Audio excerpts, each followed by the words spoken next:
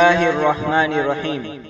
Video پسند آئے تو سبسکرائب کریں، بیل آئیکن کو کلک کریں اور لائک اور کمنٹس کریں اور شیئر کرنا مت بھولیں۔ جزاک اللہ خیرا۔ ونسلم علی رسولہ الکریم، اما بعد۔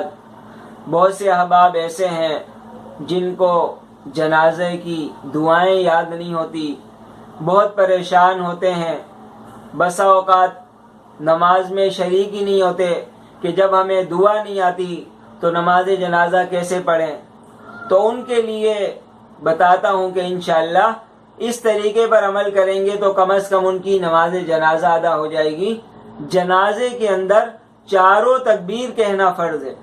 ظاہر تکبیر کہنا ہر ایک کو آتی ہے، اللہ اکبر سب کو آتا ہے، تو اس لیے یہ جو چار تکبیر ہیں، امام صاحب جیسے ہی اللہ اکبر کہیں اس کے بعد ساتھ ساتھ اللہ اکبر کہتے چلے جائیں تو اس سے انشاءاللہ فرض ادا ہو جائے گا اور نماز جنازہ ادا ہو جائے گی۔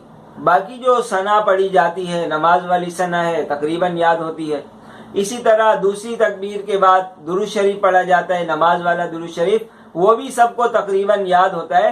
اور اس کے بعد کی دعا ہوتی ہے، چھوٹے بچے اور بچی کی الگ دعا ہوتی ہے، بالغ مرد عورت کے لیے الگ دعا ہوتی ہے۔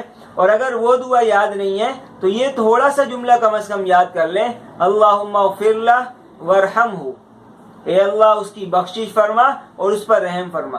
اتنا سا جملہ بھی اگر زبان سے جاری ہو جائے گا تو انشاءاللہ نماز جنازہ ہو جائے گی۔ اب جب یہ کہا جاتا ہے لوگوں کو کہ بھائی چاروں تکبیر کہنا فرض ہے تو وہ پھر تیز آواز سے زور سے کہنا شروع کرتے ہیں۔ زور سے کہنا فرض نہیں ہے بلکہ کہنا فرض ہے۔